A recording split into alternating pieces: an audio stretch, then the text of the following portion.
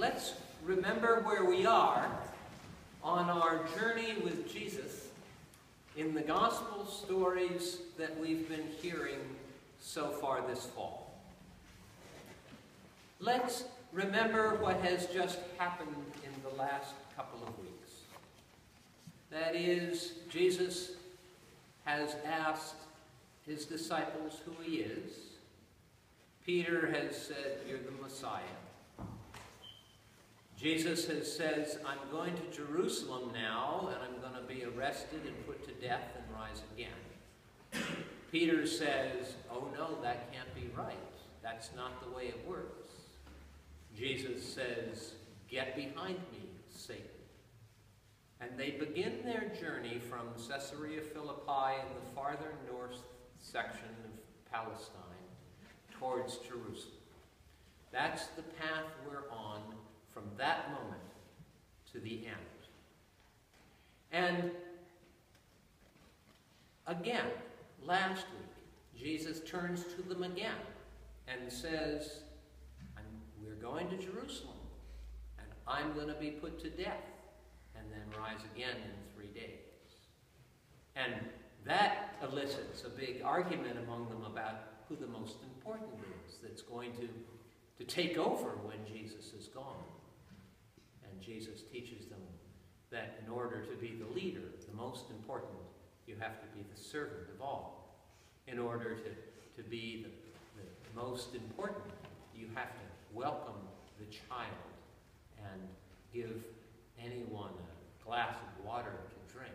And then you will be a part of the work of God in the world.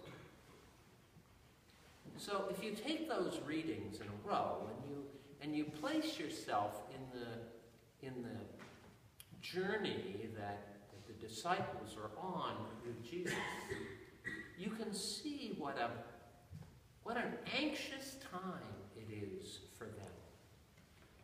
Here it is, they've given up everything for him. They were a bunch of, as far as we can tell, young men and women who grabbed hold of the moment in their lives to leave everything behind and to go with this charismatic leader to, they didn't know what, but they thought it would be victory. And here he is, he's telling them, no, it's not what you think it's going to be. And suddenly, they are unsure of themselves, they're unsure of him, they're unsure of the choices they make, and most of all, they have made, and most of all, they are fearful.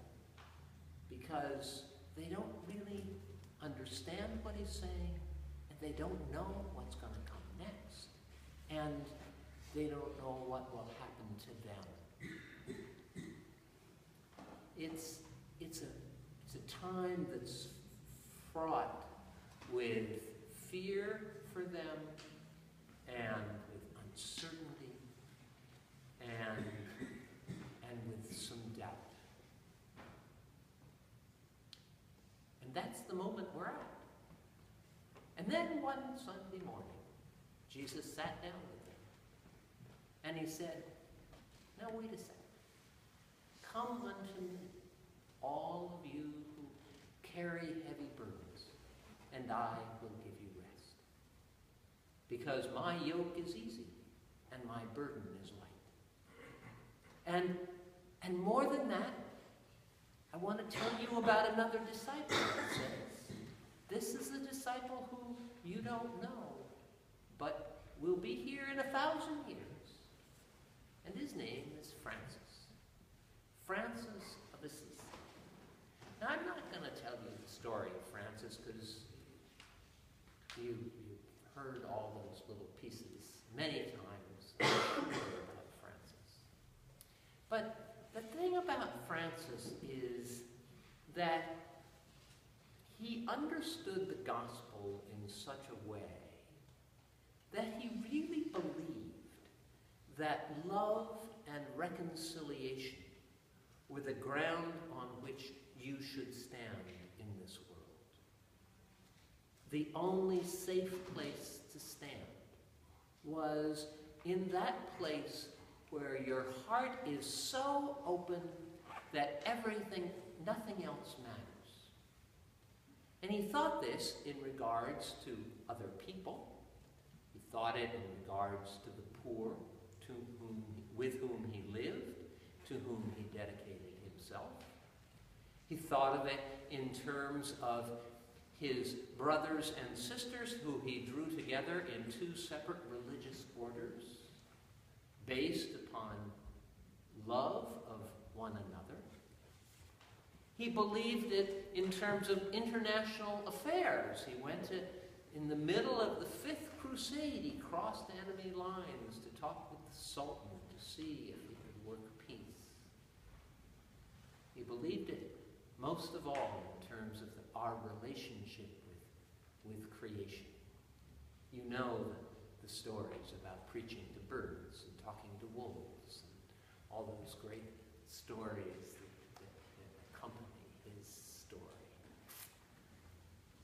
The idea that he had was that this kind of reaching out with love and compassion and reconciliation at your heart was the way Christ was working to heal the world. And the word that Jesus has this morning is, look at Francis. Yes, the world is filled with violence and uncertainty and fear, and God only knows what's going to happen.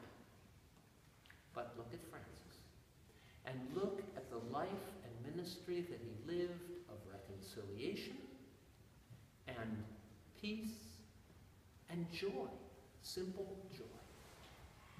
Now, one of the things that has grown up in the life of the church in recent years is that associated with the feast of St. Francis is the blessing of animals.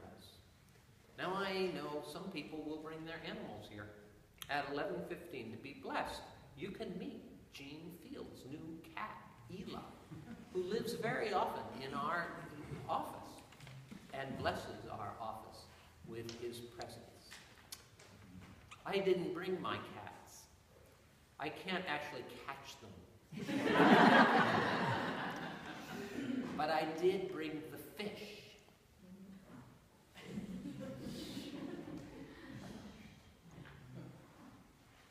This is the betta fish.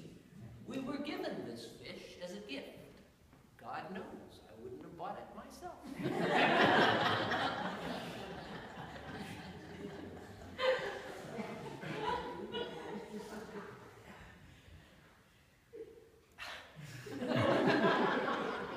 The fish, I don't really know the fish's name. Last year, he's been alive a year, I asked Joey, and he said that the fish's name was Blubby. I asked him yesterday what the fish's name was, and it was Goldie. So, I can't tell you what his name is. I can't even tell you what the point of his life is. He sits there in a puddle of water and doesn't do anything. So, he has come to me as a great mystery. And I don't get the point. All that happens is that he looks at me, and I look at him, and we say, we're in this together. We're all part of this beautiful creation of ours. He calls me to wonder and to respect and to maybe even compassion. He calls me to something beyond myself, something I can't possibly understand. He's just him, and I'm just me, and we're all just part of this amazing creation. He comes, I have to say, as a blessing to me.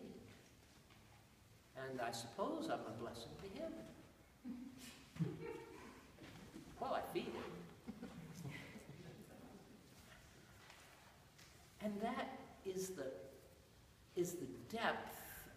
what St. Francis calls us to the openness to all creation, whether it makes sense to you or not. Openness to all people, openness to all creatures. It's that mutual acceptance of life that is Francis's great gift to us.